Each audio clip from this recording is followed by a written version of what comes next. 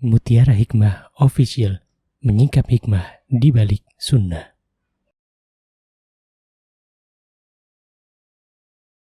Salurkan donasi terbaik Anda untuk mendukung dakwah Mutiara Hikmah Official.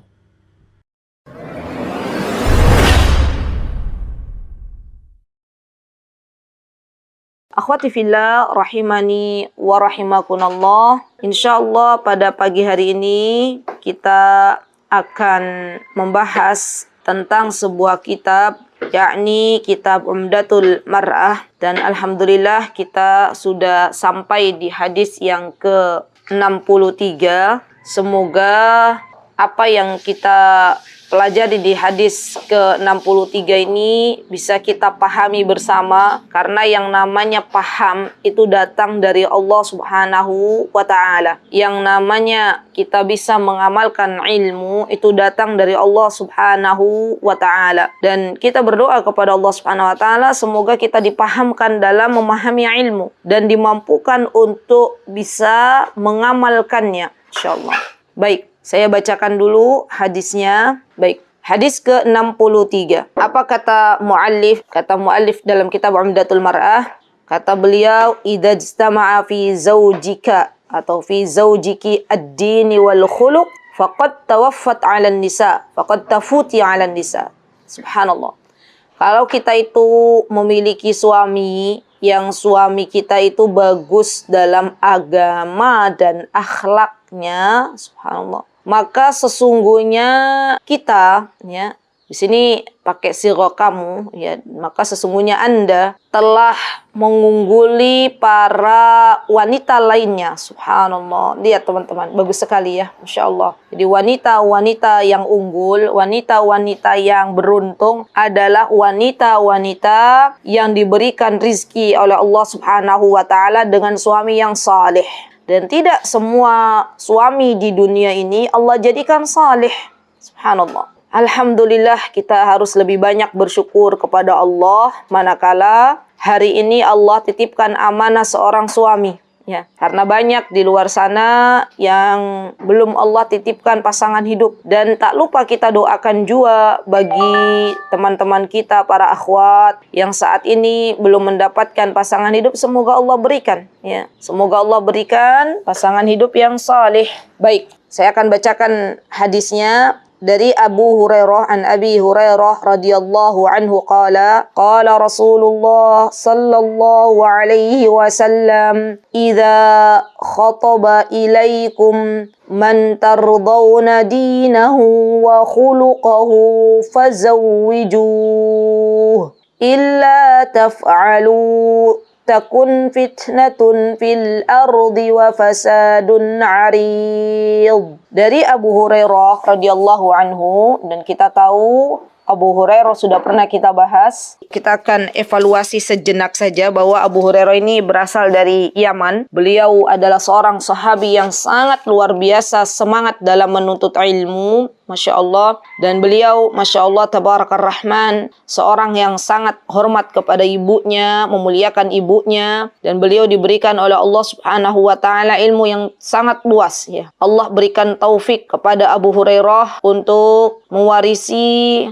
para nabi dari ilmu-ilmu yang telah Allah berikan, subhanallah. Dan kita tahu, subhanallah, Abu Hurairah adalah seorang yang dekat dengan Nabi kita Muhammad sallallahu alaihi wasallam. Walaupun beliau baru masuk Islam di tahun ke-7 Hijriah dan hanya 5 tahun bersama Rasulullah sallallahu alaihi wasallam, namun beliau Allah berikan nikmat rizki yang sangat banyak, subhanallah. Sampai-sampai kalau kita baca kitab-kitab hadis, seringkali kita mendapati nama Abu Hurairah, ya. Dan beliau adalah seorang yang sangat cerdas, ya, sangat bahagia, beruntung. Kenapa? Karena beliau telah meninggalkan jejak-jejak kebaikan. Ketika kita saat ini membaca an Abi Hurairah, maka Abu Hurairah yang saat ini sudah berada di kubur, beliau mendapatkan pahalanya. Beliau mendapatkan transferan pahala dari siapapun yang membaca, subhanallah, hadis Nabi kita Muhammad SAW yang diriwayatkan oleh beliau. Dulu waktu beliau masih hidup, ya akhwat, apakah beliau bersantai-santai, tidak berjuang untuk belajar? Tidak. Karena hasil itu, ya akhwat, sebanding dengan perjuangan seseorang. Jadi sekarang kalau kita nanti ingin seperti Abu Hurairah, di masa kita sudah tidak ada lagi di dunia, di masa kita sudah berada di kubur, maka saatnya kita berjuang, ya, tidak bermalas-malasan. Saatnya kita menyebar banyak kebaikan, menjadi pintu-pintu kebaikan, pembuka pintu kebaikan. Karena nanti ketika kita sudah tiada lagi di dunia, maka aliran pahala kita akan dapatkan insyaallah biidnillahi ta'ala. Nasihat untuk diri saya dan teman-teman yang saya cintai karena Allah, hidup di dunia ini hanya sebentar. Apa yang nanti kita tinggalkan dari sebuah kenangan, apa yang nanti kita tinggalkan dari sebuah jejak, itu adalah sesuatu yang kita lakukan saat ini. Jikalau kita ingin meninggalkan jejak-jejak kebaikan, maka sebarkanlah kebaikan sebelum Allah wafatkan kita semuanya. Baik. Kemudian di sini dikatakan oleh baginda Nabi kita Muhammad sallallahu alaihi wasallam, kata beliau, subhanallah, ya, idza khotaba ilaikum, jika ada seorang laki-laki yang kalian itu ridhoi agamanya, yang agamanya sudah tidak dipertanyakan lagi, maksudnya laki-laki salih dan juga akhlaknya juga bagus. Karena subhanallah ya akhwat, terkadang ada laki-laki yang agamanya dia berilmu bagus tapi akhlaknya tidak bagus. Berarti dia hanya berilmu saja, belum Allah mampukan untuk beramal. Subhanallah. Dan dua khisal, dua kebaikan yang Rasulullah sallallahu alaihi wasallam gabungkan, yaitu baik agamanya, dia punya kepahaman dalam agama sesuai dengan kepahaman para salafus salih, dan juga diimbangi dengan akhlak yang baik, akhlak yang bagus. Maka disinilah disebut sebagai laki-laki yang salih. Masya Allah ya. Nah, kalau datang seorang yang bagus agamanya, ya dia tahu mana kewajibannya sebagai seorang suami nanti. Dia tahu mana kewajiban ia sebagai hamba Allah. Ia tahu mana kewajibannya sebagai anak laki-laki. Ya bagi ibunya, dia tahu mana kewajibannya untuk mencari nafkah, untuk mencari ilmu. Semuanya tahu, subhanallah. Kemudian diimbangi dengan akhlaknya yang bagus. Subhanallah, dia penyayang, misalnya penyabar, ya. Kemudian ia pun misalnya berlemah lembut, ya subhanallah. Itu semuanya adalah akhlak-akhlak yang mulia, akhlak-akhlak yang bagus. Seorang yang memegang teguh, ya, apa-apa yang telah dicontohkan oleh Nabi kita Muhammad SAW, ya, terlihat dari tutur katanya, terlihat dari kehidupannya, real terlihat, maka kata Rasulullah SAW, fazawwiju. Ya, kalau ada laki-laki jenis seperti ini melamar, maka segeralah terima lamaran tersebut dan menikahlah dengannya. Subhanallah. Dan menikahlah dengannya. Subhanallah. Dan ini PR untuk kita para ibu, para emak. Kalau kita punya anak gadis, kemudian anak gadis kita sudah saatnya menikah, maka ketika ada laki-laki yang melamar dan kita tahu dia bagus agamanya, dia bagus akhlaknya, walaupun mungkin dari hal dunia masih, misalnya dia sudah berusaha untuk mencari nafkah, tapi misalnya dari hal dunia, mungkin kalau ada emak-emak yang biasanya kan kalau ada punya anak gadis yang Masya Allah misalnya cantik, pintar, biasanya banyak tuh laki-laki yang pengen menjadikan anak gadis kita itu sebagai istrinya. Nah, misalnya ada yang melamar 1, 2, 3. Yang satu bagus agamanya, akhlaknya bagus, tapi dunianya pas-pasan. Yang dua, dunianya bagus, agamanya bagus, tapi akhlaknya tidak bagus. Yang ketiga, dunianya bagus, akhlaknya bagus, tapi dia tidak tahu agama, misalnya.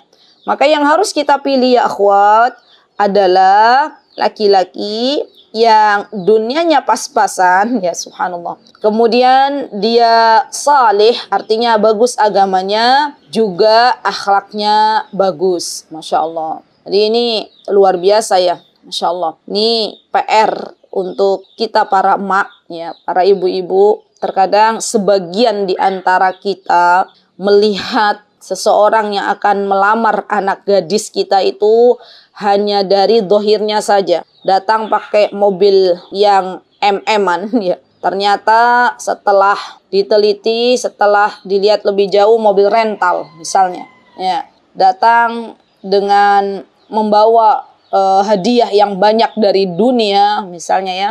Kemudian emaknya terpesona, langsung di ACC gitu ya, diberikanlah anak gadisnya. Padahal ternyata hadiah tersebut ia dapatkan dari berhutang misalnya. Ya, berhutangnya dari riba pula. Nah, dari itu ya akhwat, di zaman yang penuh dengan fitnah ini ya, di mana subhanallah laki-laki yang salih, laki-laki yang bagus agamanya, laki-laki yang akhlaknya bagus itu langka gitu ya. Subhanallah, subhanallah. Kenapa kita harus memilihkan anak-anak gadis kita seorang laki-laki yang bagus agamanya dan bagus akhlaknya? Karena kelak menantu kitalah yang akan mendidik cucu kita. Subhanallah. Dan saya ucapkan jazakallahu khaira kepada ibunda tercinta, ya, kepada ibu saya, Masya Allah, yang dulu mengizinkan ya saya dilamar oleh laki-laki yang alhamdulillah wa syukurillah, Masya Allah, tabarakallah, barakallahu fi. Bagus agamanya, bagus akhlaknya, Masya Allah. Dan saya merasakan ya untuk saat ini bagaimana beliau mendidik anak-anaknya, Masya Allah. Dan itulah bekal di kemudian hari. Kalau ada seorang laki-laki yang dia tidak bagus agamanya, yang dia tidak bagus akhlaknya, maka yang paling ditakutkan adalah kelak nanti ketika ia sudah menjadi seorang bapak, dia hanya mampu untuk memberikan nafkah lahir saja, tapi tidak bisa memberikan nafkah selain dari lahir, misalnya nafkah untuk memberikan hak mengajarkan agama kepada istri dan anak-anaknya, menjadi teladan yang baik di keluarganya, dia tidak mampu karena dia tidak tahu ilmu agama. Subhanallah. Bahkan akhlaknya pun buruk misalnya. Padahal kita tahu yang namanya anak-anak itu pasti akan meniru apa yang ayahnya lakukan. Ya, semoga Allah Subhanahu wa taala menjadikan suami-suami kita suami yang salih. Yang belum punya suami, semoga Allah datangkan laki-laki yang salih, ya.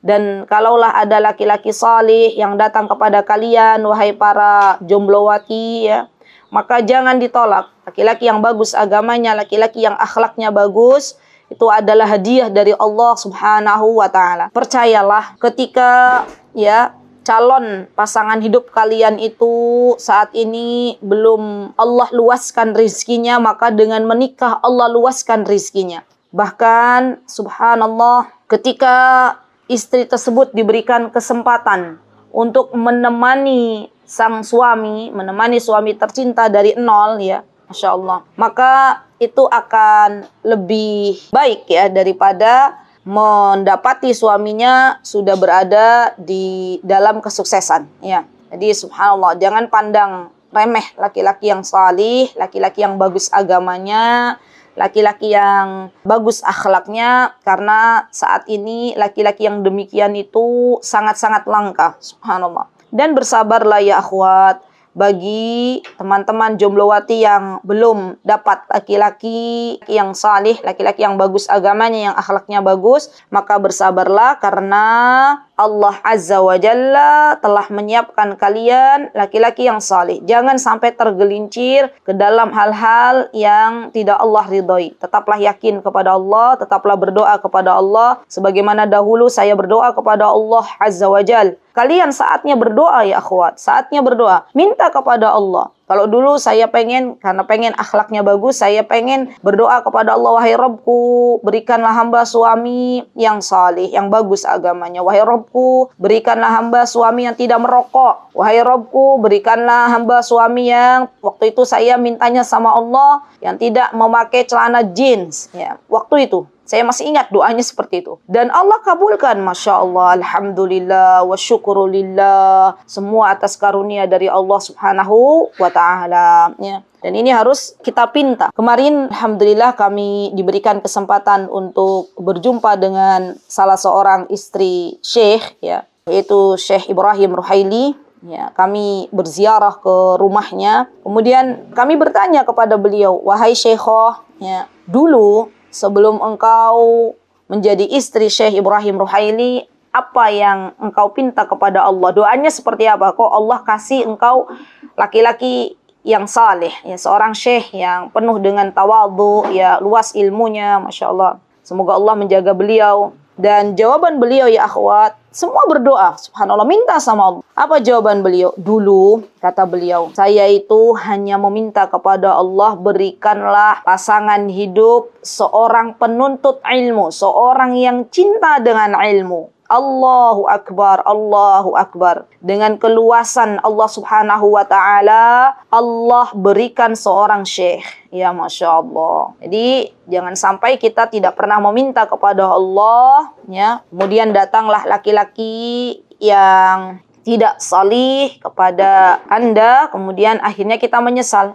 Maka minta kepada Allah Subhanahu wa taala dan berdoalah pada Allah di waktu-waktu mustajab, ya, di waktu-waktu mustajab. Karena Allah Subhanahu wa taala adalah zat yang maha mendengar. Allah Subhanahu wa taala adalah zat yang maha mengabulkan seluruh permintaan hambanya. Dan tetaplah berbaik sangka kepada Allah Subhanahu wa taala. Jangan sampai ketika ada sesuatu yang datang dari Allah, ya misalnya Allah uji, tidak langsung dikabulkan, kemudian kita langsung berburuk sangka kepada Allah, ya.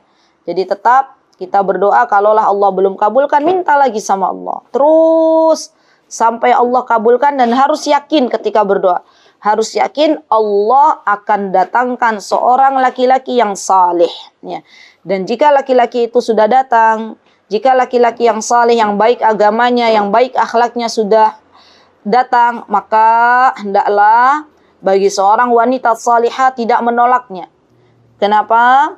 Karena jika menolak, kata Rasulullah SAW, maka jika kalian tidak melakukannya, maksudnya tidak menikahi laki-laki yang bagus agamanya, yang akhlaknya bagus, maka akan terjadi fitnah di muka bumi dan kerusakan yang merajalela.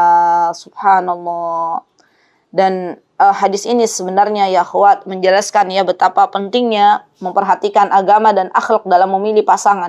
Subhanallah, Allahu Akbar, Allahu Akbar. Dan kita tahu, subhanallah, para sahabiyah di zaman dahulu kala, mereka itu ketika dilamar oleh seseorang, maka yang pertama kali mereka lihat adalah agamanya. Ya, sudah banyak contoh, di antara contohnya ya, Ummu Sulaim, ya. Kemudian Khadijah binti Khuwailid, kemudian Aisyah putri Abu Bakar As-Siddiq radhiyallahu anha. Mereka semua ya, Masya Allah, cantik-cantik. Dan mereka subhanallah ya, menunggu orang-orang yang datang kepadanya yang bagus agamanya. Di dulu para sahabiyah itu subhanallah ya akhwat, di samping cantik parasnya juga cantik akhlaknya. Dan mereka banyak yang melamar, tapi mereka boleh ya memilih. Kalaulah misalnya yang melamar itu tidak baik agamanya, tidak baik akhlaknya, maka boleh menolaknya.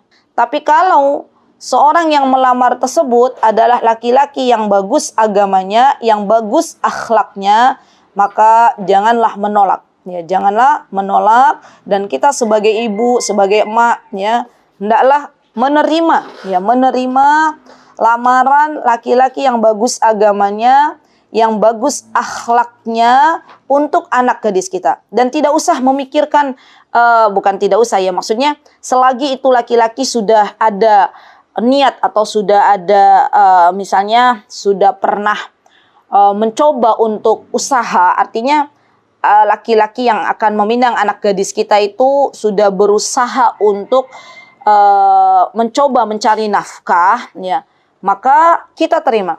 Saya jadi teringat dulu ya akhwat, ya, alhamdulillah wa syukurillah. Waktu saya dilamar oleh suami zaman dulu kala, Masya Allah, beliau sebelum melamar sudah banyak ya, Masya Allah, mencoba untuk berwirausaha. Ya. Jadi lamarannya bentuknya itu pakai ditulis oleh tangan, ya Masya Allah, semoga Allah menjaganya. Dan jenis-jenis pekerjaan yang pernah beliau geluti itu beberapa lembar folio, ya. Dan waktu surat ta'aruf itu dibaca oleh paman saya, ya, dengan pengalaman pekerjaan beliau berwirausaha, ya Masya Allah, banyak sekali. Kemudian kata paman saya masih ingat perkataan beliau, wahai ponakanku, ini calon pasanganmu itu mau melamar kamu atau melamar pekerjaan, katanya, ya Masya Allah. Alhamdulillah wa syukurulillah, ya. Jadi yang harus kita lihat itu seberapa usaha gitu loh dari calon menantu kita nanti, ya. Atau bagi para jombloati, seberapa kalau ta'aruf jangan langsung melihat wah dia sudah bekerja nih dengan mendapatkan gaji 3 digit misalnya atau 2 digit misalnya, ya. Jangan melihat pendapatannya dulu, tapi lihat, ya, bagaimana dia dalam mengarungi kehidupan nanti, apa visinya, apa misinya, tujuannya apa. Kemudian apakah dia sudah mencoba untuk berwirausaha, untuk berusaha untuk mencari nafkah misalnya, itu dulu, ya. Kalau nanti, ya, Allah berikan subhanallah dari dunia setelah menikah, maka kita syukuri, alhamdulillah, alhamdulillah, dan kita bersyukur kepada Allah yang saat ini sudah menikah, Masya Allah, banyak-banyak bersyukur manakala kita diberikan oleh Allah Azza wa Jalla suami yang salih, ya, yang bagus agamanya, yang bagus akhlaknya. Kemudian dia juga berusaha untuk mencari nafkah, dan kita harus bisa mensyukuri berapapun yang suami kita bawa ke rumah, maka itulah yang terbaik, itulah yang terbaik. Tinggal kita berdoa kepada Allah, ya Rob, berikanlah keberkahan dalam pemberian suami hamba untuk anak-anak dan untuk diri hamba. Jadikanlah barakah, ya. Karena banyak itu belum tentu barokah, ya. Sedikit barokah lebih baik daripada banyak yang belum tentu barokah. Jadi yang kita cari adalah keberkahannya, subhanallah. Dan keberkahan datang dari Allah subhanahu wa ta'ala. Maka kita minta, berdoa kepada Allah, Allahumma, apa doanya? Allahumma kfini bihalalika an haramik. Ya. Allahumma kfini bihalalika an haramik. Waghnina bifadlika amman siwak. Allahumma kfina bihalalika an haramik waghnina bifadlika amman siwak. Jadi para istri yang sekarang sudah menjadi istri, perbanyak doa ini, bagus. Allahumma kfina bihalalik, ya Allah, cukupkanlah kami dengan rizkimu yang halal saja, yang halal. Karena yang namanya dunia, yang namanya mal, harta, itu kelak akan ditanya dari 2 jalur, ya, dari mana dan untuk apa. Dan kita minta kepada Allah agar yang dibawa oleh suami kita yang halal saja. Ya Allahumma kfina bihalalika an haramik. Dan kita tidak meminta sesuatu yang haram. Jauhkanlah kami wahai Rabbku sesuatu yang tidak halal, janganlah dibawa oleh suami hamba, ya. Kemudian waghnina bifadlika amman siwak, dan kita memohon kepada Allah kekayaan dengan fadl, dengan keutamaan yang Allah subhanahu wa ta'ala miliki. Jadi minta terus kepada Allah subhanahu wa ta'ala. Dan nanti ya akhwat, sebagai tanda syukur kita kepada Allah subhanahu wa ta'ala, ketika kita sudah diberikan suami yang saleh, yang agamanya bagus, yang akhlaknya bagus, maka saatnya kita mentaati suami kita, ya. Karena kita tahu, subhanallah, taatnya kita kepada suami kita itu menentukan surga dan nerakanya kita nanti di akhirat. Subhanallah, subhanallah, Allahu Akbar. Di suami itu adalah surga atau neraka bagi seorang istri. Keridhaan suami menjadi keridhaan Allah, ya. Istri yang tidak diridhoi suaminya karena tidak taat, subhanallah, dikatakan sebagai istri yang kufur nikmat. La haula wala quwata illa billah. Maka minta kepada Allah Azza wa Jalla, semoga Allah mampukan kita menjadi istri-istri yang salihah, istri-istri yang bersyukur kepada Allah Subhanahu wa taala, dan juga mampu untuk qanaah. Karena istri-istri yang qanaah, istri-istri yang taat itu adalah istri-istri yang langka di zaman yang penuh dengan fitnah ini, subhanallah. Dan kita tahu ya akhwat, kedudukan seorang suami di mata Allah Subhanahu wa taala itu sangatlah tinggi, ya. Bahkan Rasulullah SAW sampai pernah beliau mengingatkan kita untuk para istri, apa kata beliau, kalau lah aku boleh memerintahkan seorang wanita untuk sujud kepada orang lain, maka aku perintahkan para istri untuk sujud kepada suaminya. Ya subhanallah. Sebabkan karena Allah telah menetapkan hak bagi para suami atas mereka para istri, subhanallah. Dan hak suami, ya subhanallah, itu adalah hak yang harus kita dahulukan daripada haknya kedua orang tua kita. Ya, jadi kalau kita punya orang tua, maka dan kita punya suami, maka haknya suami lebih didahulukan daripada haknya kedua orang tua kita. Subhanallah. Dan bagi seorang jomblowati, ketika telah datang seorang laki-laki yang bagus agamanya, yang bagus akhlaknya, kenapa tidak boleh ditolak? Kenapa akan terjadi sebuah fitnah? Karena nanti subhanallah, dia kalaulah misalnya dia sudah menjadi kewajiban baginya untuk menikah, kemudian menolak calon suami yang baik agamanya, yang baik akhlaknya, maka bisa jadi nanti tidak lagi datang seorang laki-laki yang salih. Atau bisa jadi nanti dia terjerumus ke dalam dosa. Ya subhanallah. Dan kita tahu subhanallah, kita yang punya anak perempuan di zaman yang penuh dengan fitnah ini juga harus berhati-hati. Zaman dulu kala saja, waktu ayah saya rahimahullahu ta'ala, semoga Allah merahmati beliau, semoga Allah melapangkan kubur beliau, semoga Allah menempatkan di surga firdaus tertinggi. Ya, ketika ditawarkan seorang laki-laki yang bagus agamanya, maka waktu itu beliau berdiskusi dengan saya, kata beliau, wahai putriku, ya, terimalah lamaran seorang laki-laki yang saleh ini, karena ayah takut gitu, takut di zaman yang penuh dengan fitnah ini engkau akan terjerumus gitu ya, subhanallah. Dan kata-kata itu yang selalu saya ingat, ya masya Allah. Jadi begitulah orang tua yang saleh. Orang tua yang saleh tidak membiarkan putrinya untuk terjerumus ke dalam maksiat kepada Allah Subhanahu wa taala. Dan kita bersyukur kepada Allah Subhanahu wa taala yang telah menjaga diri kita dari perbuatan-perbuatan yang tidak baik, dan kita bersyukur kepada Allah zat yang telah memberikan kepada kita suami-suami yang saleh. Dan pegang suami yang saleh itu, karena sejatinya masih banyak laki-laki yang tidak saleh yang menemani istri-istri yang salihah. Jadi saya pernah dapat juga beberapa curhatan dari para istri salihah yang bercerita bagaimana kelakuan suaminya. Maka saya hanya mengatakan bersabarlah wahai wanita, wahai ukhti, karena sejatinya kita itu sedang diuji oleh Allah Subhanahu wa taala. Kita semuanya sedang diuji. Ujian kita berbeda-beda. Ada yang diuji dengan suaminya, ada yang diuji dengan anaknya, ada yang diuji dengan orang tuanya, ada yang diuji dengan tetangganya, semua punya ujian. Ya. Terkadang kita melihat kehidupan orang lain itu ayem-ayem, adem. Kenapa? Karena dia tidak mengeluh di hadapan kita. Ya. Kenapa kita melihat kehidupan kita ruwet? Karena kita tidak mencoba untuk bersyukur kepada Allah Subhanahu wa taala. Maka dari itu, perbanyak syukur kita kepada Allah, maka niscaya kita akan menjadi wanita yang beruntung. Dan tentunya subhanallah, ya, kita terus mendoakan suami kita di setiap doa kita. Semoga Allah menjaganya, semoga Allah mensolihkannya, semoga Allah menjadikannya laki-laki yang takut kepada Engkau wahai Rabbku. Semoga Allah menjadikan suami kita nanti seorang yang kelak akan berjumpa kembali di surganya Allah Subhanahu wa taala. Terus berdoa. Ya, subhanallah. Kemarin ketika kajian offline ada seorang yang bertanya, ya, kalau bercerai dengan seorang laki-laki, atau mungkin pernah juga saya dapatkan pertanyaan, kalau laki-lakinya sudah meninggal duluan dan dia tidak menikah lagi, apakah nanti bisa berjumpa dengan laki-laki tersebut? Berjumpa kembali biidznillah ta'ala kalau laki-lakinya saleh, ya, kalau suaminya saleh, ya, karena Allah Azza wa Jal berjanji akan mengumpulkan kembali keluarga-keluarga yang saleh.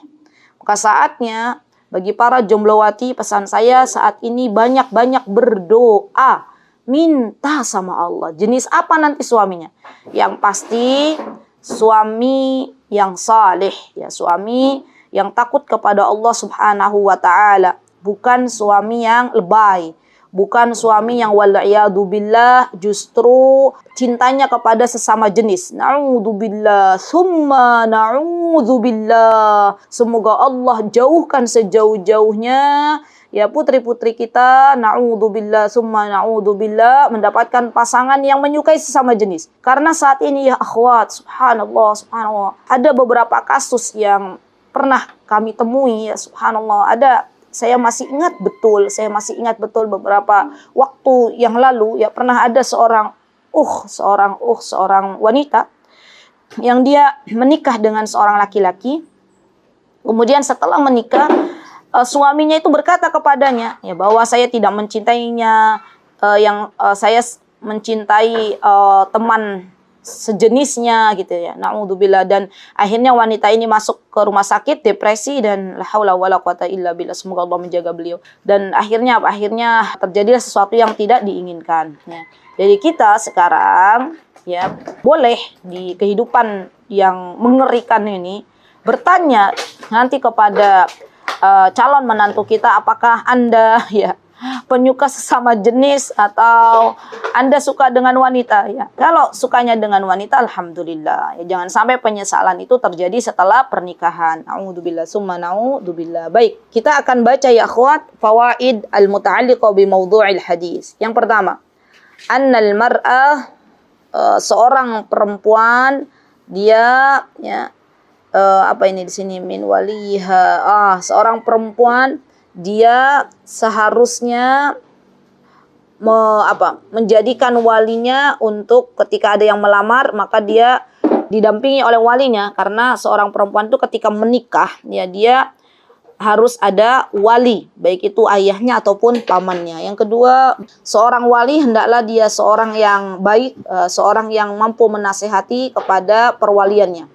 Annahum sifatuz zawj al-mat'ubah yad-dini wal khuluq. Baik, seorang laki-laki yang salih adalah laki-laki yang bagus agamanya dan akhlaknya. Anna ta'zimul jah awil mal 'ala ad-din yufsidul hayatuz zawjiyah. Ketika seseorang mengagungkan jah itu kekuasaan, ya, maksudnya misalnya ada seorang yang datang, dia sudah punya kekuasaan, dia misalnya Pak Lurah muda misalnya, atau Pak Camat muda, atau Pak Bupati muda misalnya, punya kekuasaan, dan seseorang itu hanya mengagungkan kekuasaan saja atau harta saja dalam sebuah pernikahan, maka ini akan merusak ya kehidupan berumah tangga tanpa didasari dengan agama. Tayyib. Inna annal mar'a idza ja'aha duddin wal khuluq la yanbaghi raddi bi ghairi mubarrad syar'i. Tayyib. Seorang wanita, ya seorang jomblowati, seorang wanita yang dilamar oleh orang yang bagus agamanya, bagus akhlaknya, maka tidak boleh menolaknya tanpa adanya udzur syar'i. Yastahibu ta'jil bitazwijil bin idza ja'aha dzuddin wal khuluq wala ta'akhir. Taib. Kalau ada seorang yang melamar anak kita, ya bin itu anak kita perempuan, maka disunnahkan untuk menyegerakan pernikahan tersebut tanpa mengakhirkannya. Ana raddu zidd wal hul bi ghairi sabab syar'i bi hudusi mafasid katsira. Baik, ketika seseorang menolak laki-laki yang bagus agamanya, laki-laki yang bagus akhlaknya, maka akan terjadi mafasid. Mafasid itu jamak ya, kerusakan-kerusakan yang sangat banyak. Di antaranya apa? Intisyaruz zina, ya banyaknya merebaknya perzinahan. Kemudian yang kedua adalah baqaun nisa bi ghairi zawaj, seorang wanita ini akhirnya dia tidak menikah ya. Yang ketiga karahiyatun nas lis-salahi wal ifah, dan di sini manusia lis-salahi wal ifah, dia di akhirnya nanti tidak bisa menjaga kebaikan dirinya dan dia tidak bisa menjaga dirinya. Subhanallah, kebaikan bagi agamanya dan kebaikan bagi dirinya. Annal afifa la tazawwaz minal fajir wal afif la yazawwaz minal fajir. Baik. Kemudian yang kedelapan, seorang yang menjaga dirinya, seorang yang afifah, yang menjaga kesuciannya, seharusnya tidak dinikahkan dengan laki-laki yang buruk ya. Dan juga laki-laki yang afif, yang bagus agamanya, yang dia bisa menjaga dirinya, tidak dinikahkan dengan wanita-wanita yang buruk agamanya dan buruk akhlaknya.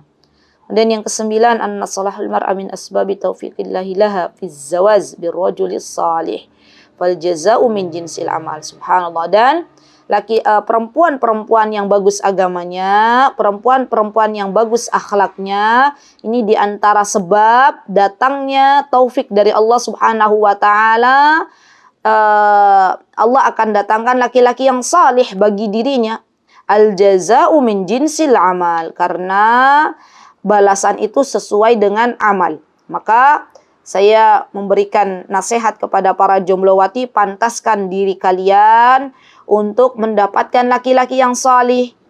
Caranya seperti apa? Perbanyak menuntut ilmu, perbanyak duduk di majlis ilmu, perbanyak beribadah kepada Allah, takutlah kepada Allah jika bermaksiat, Karena sejatinya nanti Allah akan datangkan laki-laki sesuai dengan tipe kita. Subhanallah. Ya. Jadi kalau kita pengen laki-laki kita nanti seorang yang bagus agamanya, maka kita pantaskan diri kita sekarang untuk memperbagus agama kita. Kalau kita pengen nanti yang datang akhlaknya bagus, maka kita perpantas diri kita memiliki akhlak yang bagus. Semoga Allah Subhanahu wa taala memberikan kepada teman-teman yang belum menikah laki-laki yang salih, zawwajukunallahu birajulin salih. Dan semoga bagi kita sebagai seorang istri mampu bersyukur kepada Allah Subhanahu wa taala atas karunia dari Allah Subhanahu wa taala suami-suami yang salih, dan semoga Allah menjaga suami kita dan kelak Allah mengumpulkan kita dan suami kita serta keluarga besar di dalam surga Firdaus tertinggi. Amin. Allahumma amin. Baik ya akhwat, itu yang bisa saya sampaikan di kajian pagi hari ini. Semoga apa yang sedikit ini Allah jadikan barakah, Allah jadikan manfaat. Jikalau ada kebenaran datangnya dari Allah Subhanahu wa taala, jikalau ada kesalahan datangnya dari saya pribadi, saya mohon maaf. Barakallahu fikunna jami'an. Aqulu qawli hadza wastaghfirullah li wa lakum. Wa akhiru da'wana anil hamdulillahi rabbil alamin. Wassalamualaikum warahmatullahi wabarakatuh. Mutiara Hikmah Official, menyingkap hikmah di balik sunnah.